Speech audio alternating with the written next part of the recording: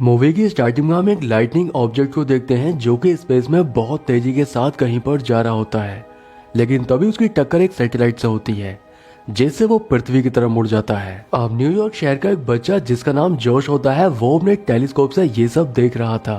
अब कुछ ही सेकंड में वो लाइटनिंग ऑब्जेक्ट उसके घर के अंदर एंटर हो जाता है और उसके रूम की दीवारों से टकराने के बाद वो एक फिश बाउल में जाकर गिरता है जो कि उसके पानी को धीरे धीरे एब्जॉर्ब करने लगता है। अब जोश भी ये सब देख रहा था और ये सब देखकर वो बहुत हैरान हो जाता है, इसलिए ये बात वो अपनी माँ जीना को जाकर बताता है। लेकिन उसकी माँ अपने बेटे की बातों पर ज्यादा ध्यान नहीं देती और वो उसकी बातों को इग्नोर कर देती है। अब यहाँ से हमें 3 महीने के बाद का सीन दिखाया जाता है और हम देखते हैं कि फिर से एक फायरबॉल पृथ्वी की तरफ आ रही थी जो कि साइज में बहुत बड़ी होती है और ये फायरबॉल लिबर्टी आइलैंड पर आकर क्रैश हो जाती है। लेकिन कुछ देर के बाद हम देखते हैं कि वो फायरबॉल कोई और नहीं बल्कि एक आदमी होता है जिसने व्हाइट सूट पहना हुआ था और उसका पूरा मुंह जमीन के अंदर धंसा होता है। अब कुछ देर के बाद वो आदमी जमीन से अपना मुंह बाहर निकाल लेता है। उसका सूट मिट्टी से गंदा हो चुका था, इसलिए वो अपने सूट को साफ करने के बाद शहर में चला जाता है जो कि काफी अजीब तरह से चल रहा था। उसको चलता हुआ शहर के बाकी लोग बड़ी ही हैरानी के साथ देख रहे थे।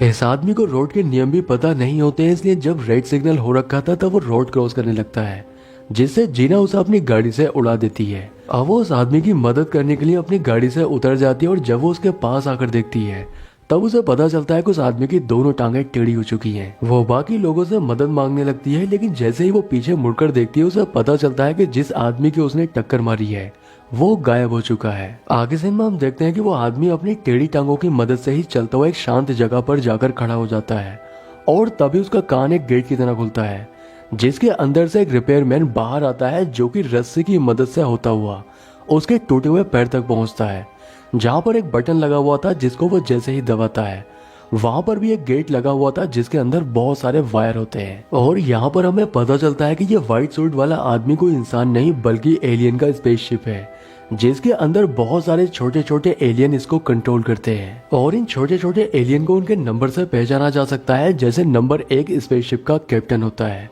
वही नंबर 2 वाइस कैप्टन है, जबकि नंबर 3 कैप्टन की असिस्टेंट होती है। और स्पेसशिप के अंदर जितने भी एलियन हैं वो स्पेसशिप के अलग अलग पार्ट में काम करते हैं और सभी की रिपोर्ट कैप्टन को देते हैं। अब जो एलियन बाहर रिपेयरिंग करने के लिए गया हुआ था वो कैप्टन को बताता है कि एक्सीडेंट होने की वजह से स्पेसशिप में कुछ खराबी आ चुकी है, इसलिए कैप्टन सभी क्रू मेंबर को मीटिंग हॉल में बुलाता है। और यहाँ पर हमें पता चलता है कि एलियन का ग्रह बहुत जल्द खत्म होने वाला है और उन्हें पृथ्वी से 48 घंटे के अंदर नमक और पानी को अपने ग्रह पर ले जाना होगा जिससे वो अपने ग्रह को बचा सके। लेकिन नमक और पानी को एब्जॉर्ब करने वाला जो यंत्र होता है जिसको ऑर्फ कहा जाता है वो इनसे गुम हो चुका है और ये उसी को ढूंढ रहे होते हैं। दरअसल 3 महीने पहले जो बॉल जोश के फिश टैंक में आकर गिरी थी ये उसी को ढूंढ रहे थे क्योंकि वही एलियन का ऑर्ब होता है और ये उसी की मदद से नमक और पानी को अपने ग्रह पर लेकर जाएंगे। लेकिन ऐसा करने के बाद पृथ्वी पूरी तरह से तबाह हो जाएगी। आगे सीन में हम देखते हैं कि जोश उस आदमी को अपनी बालकनी के नीचे खड़ा हुआ देखता है, इसलिए वो अपनी माँ को बुला लेता है और जीना जब उस आदमी को देखती है तो वो पहचान जाती है कि ये वही आदमी है जिसको उसने कार से टक्कर मारी थी, इसलिए वो उसके पास जाकर उससे माफी मांगती है और उससे बात करने की कोशिश करती है, पर अंदर बैठे कैप्टन को उसकी बातें समझ नहीं आ रही थी, इसलिए वो अपने असिस्टेंट से गूगल ट्रांसलेट करने के लिए कहता है। अब नंबर 3 उसे सारी बातें गूगल ट्रांसलेट करके बता देती है जिससे कैप्टन को उसकी सारी बातें समझ आने लगती हैं। जीना उस आदमी को लेकर अपने घर चली जाती है और उससे बातें करने लगती है, लेकिन तभी नंबर 3 की नजर जोश की एक पिक्चर के ऊपर जाती है जिसके हाथ में वही बॉल थी जिसको ये एलियन ढूंढ रहे होते हैं। अब कमांड देने के बाद वो ह्यूमन शिप जीना से उसके बेटे के बारे में पूछने लगता है कि वो कहाँ पर है, लेकिन जीना जैसे ही उसको बताती है कि वो स्कूल गया है वो भी उसको बाय बोलकर यहाँ से चला जाता है। दूसरी ओर हमें पुलिस को दिखाया जाता है जो कि उसी जगह पर पहुंचती है जहाँ पर वो ह्यूमन शिप क्रैश हुआ था और यहाँ से पुलिस को उसके फेस का इम्प्रेशन मिल जाता है जिससे उन्हें पता चल चुका था कि वो आदमी कैसा दिखाई देता है। इधर वो ह्यूमन शिप जोश को ढूंढ रहा था, लेकिन कुछ बच्चे जो ग्राउंड में खेल रहे थे वो उसको आइसक्रीम वाला कहकर चिढ़ाने लगते हैं। इस बात से कैप्टन को काफी अजीब लगता है कि आखिर ये बच्चे उसे आइसक्रीम वाला क्यों बोल रहे हैं, इसलिए जब वो गूगल पर सर्च करता है तब उसे पता चलता है कि जैसी ड्रेस उसने पहनी है यहाँ पर वैसे ड्रेस आइसक्रीम वाले पहनते हैं, इसलिए वो कपड़े खरीदने के लिए एक मॉल में जाता है। लेकिन यहाँ पर उसे पता चलता है कि कपड़े खरीदने के लिए यहाँ पर पैसे देने होते हैं, इसलिए वो टेबल पर पड़ी करेंसी को स्कैन करके ट्रायल रूम में जाकर वैसे ही बहुत सारी करेंसी प्रिंट कर लेता है और उससे नए कपड़े खरीदकर वो जोश को ढूंढने के लिए उसके स्कूल की तरफ निकल जाता है। इधर हम जोश को देखते हैं जो कि उसी बॉल से खेल रहा था, लेकिन एक बच्चा उसे तंग करने लगता है और उसके हाथ से वो बॉल भी छीन लेता है। अब वो ह्यूमन शिप जोश को ढूंढता हुआ स्कूल पहुंच जाता है, लेकिन स्कूल का प्रिंसिपल उसे टीचर समझ रहा था, जिससे वो उसे क्लास में जाकर बच्चों को पढ़ाने के लिए कहता है। अब वो बच्चों को पढ़ाने के लिए जोश की क्लास में पहुंच जाता है, लेकिन यहाँ पर वो बच्चा भी था जिसने उसकी बॉल छीनी थी और वो उस ह्यूमन शिप को देखकर उसे बुली करने लगता है। लेकिन जब वो ह्यूमन शिप अपने दोनों हाथों से बोर्ड पर लिखता है, तब ये सब देखकर बच्चे काफी हैरान हो जाते हैं। अब क्लास खत्म होने के बाद वो जोश को लेकर बाहर आता है और उससे उस बॉल के बारे में पूछने लगता है, जिसे सुनकर वो काफी हैरान हो जाता है कि आखिर उसे उस बॉल के बारे में कैसे पता चला, क्योंकि वो बॉल तो स्पेसशिप से आकर गिरी थी। लेकिन जब वो उससे पूछता है कि क्या तुम एलियन हो, ये सुनकर कैप्टन और उसके बाकी क्रू मेंबर बहुत हैरान हो जाते हैं, क्योंकि जोश को उनकी सच्चाई का पता चल चुका था। जोश उसे बताता है कि जो बॉल तुम तलाश कर रहे हो वो इस समय मेरे पास नहीं है, बल्कि वो बॉल मेरे क्लासमेट सैम ने मुझसे छीन ली है। अगर तुम चाहो तो मैं तुम्हें उसके पास लेकर जा सकता हूँ। वो सैम को ढूंढने के लिए कैंटीन में पहुंचता है, लेकिन सैम यहाँ पर नहीं होता है। पर तभी यहाँ पर दो गुंडे आ जाते हैं जो कि इस कैंटीन को लूटने के लिए आए थे। लेकिन वो ह्यूमन शिप उनमें से एक गुंडे को उठाकर दूर फेंक देता है, जिससे उसके दूसरे साथी को बहुत गुस्सा आता है और वो उसके ऊपर गन पॉइंट कर लेता है। पर वो अपनी 2 उंगलियों से ही उसकी गन को दबा देता है, जिसे देखकर वो गुंडा बहुत ज्यादा डर जाता है और यहाँ से भाग जाता है। अब इनको सैम तो नहीं मिल पाया था, इसलिए जोश उसको अपने घर चलने के लिए कहता है। इसलिए अब ये दोनों घर जाकर वीडियो गेम खेलने लगते हैं। पर कुछ देर के बाद जीना भी घर आ जाती है, जिसे देखकर वो ह्यूमन शिप यहाँ से जाने लगता है। लेकिन जीना उसे आज रात अपने साथ डिनर पर चलने के लिए कहती है, जिसके लिए वो मान जाता है। लेकिन जीना को अभी तक उसका नाम पता नहीं था, इसलिए जब वो उससे उसका नाम पूछती है तब वो उसे अपना नाम डेव बता देता है। अब डेव को लेकर डिनर पर जाती है, जहाँ पर एक हॉट डॉग कॉम्पिटिशन चल रहा होता है। इसलिए डेव उस कॉम्पिटिशन में पार्टिसिपेट करता है और बहुत सारे हॉट डॉग खाकर उस कॉम्पिटिशन को जीत लेता है, जिसके लिए उसे गिफ्ट में एक टेडी बियर मिलता है। लेकिन उसे वो बहुत ही खतरनाक चीज लग रही थी। पर तभी नंबर 3 गूगल से सर्च करके उसे बताती है कि वो एक टेडी बियर है और उसे वो टेडी बियर जीना को गिफ्ट कर देना चाहिए। अब डेव वो टेडी बियर जीना को गिफ्ट कर देता है, जिससे वो उससे बहुत ही इम्प्रेस हो जाती है।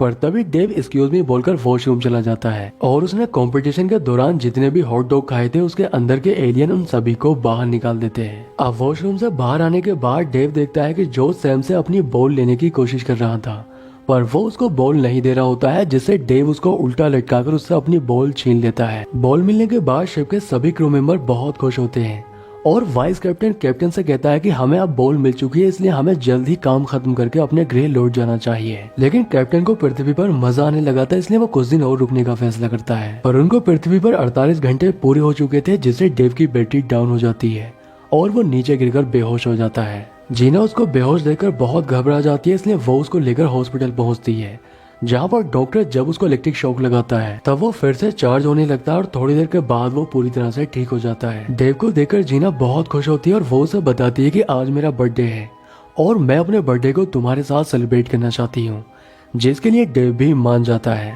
लेकिन शिप का वाइस कैप्टन अपने कैप्टन के ऊपर गुस्सा करते हुए कहता है कि आखिर तुम अपने मिशन को भूलकर उस महिला की सारी बातें क्यों मान रहे हो। पर कैप्टन को भी उसके ऊपर गुस्सा आ जाता है और वो अपने वाइस कैप्टन को यहाँ से भगा देता है। अब जीना अपने बेटे के साथ डेव को लेकर एक क्लब में जाती है, जहाँ पर ये दोनों एक दूसरे के साथ डांस करने लगते हैं। इधर वाइस कैप्टन को ये सब पसंद नहीं आ रहा था, इसलिए वो शिप के बाकी क्रू मेंबर को अपने कैप्टन के खिलाफ ही भड़काने लगता है। आगे सीन में हम देखते हैं कि पुलिस डेव की फोटो लेकर उस हॉस्पिटल में पहुंच जाती है जहाँ पर उसने इलाज कराया था और वो यहाँ के सिक्योरिटी गार्ड से उसके बारे में पूछने लगते हैं। तब सिक्योरिटी गार्ड उनको बता देता है कि ये आदमी एक महिला और बच्चे के साथ अभी कुछ देर पहले ही यहाँ से गया है। इसलिए पुलिस डेव को ढूंढती हुई क्लब तक पहुंच जाती है और उसको अरेस्ट कर लेती है। पर शिप के क्रू मेंबर पुलिस के ऊपर हमला करने के लिए कहते हैं, पर कैप्टन उनको रोक लेता है।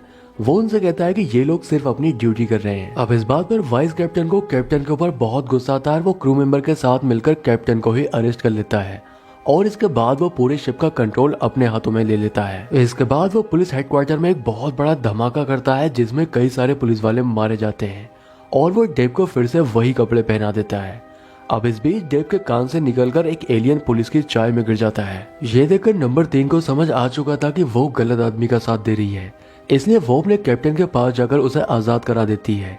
यहाँ पर कैप्टन नंबर 3 से कहता है कि हमें जल्द ही शिप को शट डाउन करना होगा। पर तभी वाइस कैप्टन के आदमी आकर उनको पकड़ लेते हैं और वो उनको वाइस कैप्टन के पास ले जाते हैं, जहाँ पर वो उन दोनों को ही शिप से बाहर फेंक देता है। बाहर आने के बाद कैप्टन नंबर 3 से कहता है कि हमें जल्द ही शिप के अंदर जाना होगा, नहीं तो वाइस कैप्टन पूरी पृथ्वी को तबाह कर देगा। अब ये दोनों शिप के अंदर जाने के लिए कुछ ढूंढने लगते हैं और तभी इनको एक पॉलिथीन दिखाई देती है, जिसको ये हॉट एयर बलून की तरह इस्तेमाल करते हैं। लेकिन जब ये ऊपर की तरफ जा रहे थे तभी इनकी टक्कर एक बस से होती है, जिससे ये उसके वाइपर में अटक जाते हैं। लेकिन बस का वाइपर एक लॉन्चर की तरह काम करता है, जिससे वो इन दोनों को शिप के जूते के ऊपर फेंक देता है और इसलिए अब ये दोनों शिप के अंदर जाकर उसमें कुछ खराबी कर देते हैं, जिससे डेव ठीक से चल नहीं पाता है। पर वाइस कैप्टन को जल्द ही लिबर्टी आइलैंड पहुंचना था, जिससे वो वहां जाकर नमक और पानी को एब्जॉर्ब कर सके, इसलिए वो वहां जाने के लिए कार का इस्तेमाल करता है। इधर हमें एक पुलिस वाले को दिखाया जाता है, जिसको अपनी चाय में वो एलियन मिल जाता है, लेकिन वो ये बात अपने सीनियर को नहीं बताता है, बल्कि वो उस एलियन को निकालकर अपनी जेब में रख लेता है। दूसरी ओर हमें डेव को दिखाया जाता है, जो कि लिबर्टी आइलैंड पहुंच चुका था और वो ऑर्ब को पानी में फेंकने ही वाला था कि तभी कैप्टन उसे कंट्रोल करके रोकने की कोशिश करता है। पर काफी कोशिश करने के बाद भी वो उसको रोक नहीं पाता और वो बॉल उसके हाथ से छूटकर समुद्र में गिर जाती है। अब कैप्टन नंबर 3 के साथ अपने क्रू मेंबर के पास आता है और उन्हें समझाने लगता है कि इंसान हमारे दुश्मन नहीं है, इसलिए हमें अपने फायदे के लिए पृथ्वी को नुकसान नहीं पहुंचाना चाहिए। कैप्टन की बातों से सभी क्रू मेंबर सहमत हो जाते हैं, इसलिए एक बार फिर से शिप का कंट्रोल कैप्टन के हाथों में आ जाता है और इसके बाद वो उस ऑर्ब को पानी से बाहर निकालने का ऑर्डर देता है। लेकिन शिप का इंजीनियर उसे बताता है कि अगर हम ऐसा करते हैं तब शिप की पूरी पावर खत्म हो जाएगी और हम यहीं पर फंस कर रह जाएंगे। अब इनके पास दो ही रास्ते थे कि या तो ये खुद को बचा सकते थे या फिर पृथ्वी को, लेकिन कैप्टन पृथ्वी को बचाने का फैसला करता है और उसके इस फैसले से उसके क्रू मेंबर बहुत खुश होते हैं। अब कैप्टन उस शिप की सारी पावर इस्तेमाल करके उस ऑर्ब को पानी से बाहर निकाल लेता है, लेकिन ऐसा करते ही शिप शट डाउन हो जाता है और तभी यहाँ पर पुलिस आकर डेव को चारों तरफ से घेर लेती है। यहाँ पर जोश और उसकी माँ भी पहुंच जाते हैं, लेकिन जोश जब डेव को शट डाउन देखता है तब वो एक पुलिस वाले के इलेक्ट्रॉनिक डिवाइस छीनकर डेव के लगा देता है, जिससे इलेक्ट्रिक शॉक लगने पर डेव चार्ज हो जाता है और ये देखकर शिप के क्रू मेंबर बहुत खुश होते हैं। अब इसके बाद डेव अपना मुंह खोलता है, जिसके अंदर से कैप्टन नंबर 3 को लेकर बाहर आता है और वो सभी लोगों को बताने लगता है कि तुम्हारी पृथ्वी पूरी तरह से सेफ है, हम उसे कोई भी नुकसान नहीं पहुंचाएंगे। वो जोश को थैंक यू बोलते हुए कहता है कि एक दिन तुम बहुत अच्छे कैप्टन बनोगे। अब जिस पुलिस वाले ने उस एलियन को अपनी जेब में रखा था वो उसको वापस डेव के मुंह में रख देता है,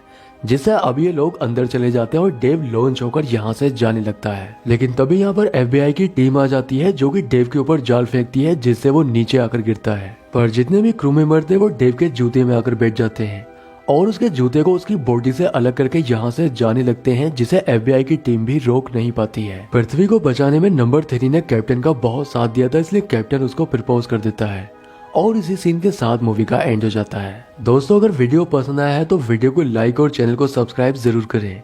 तो मैं आपसे मिलता हूँ अगले वीडियो में।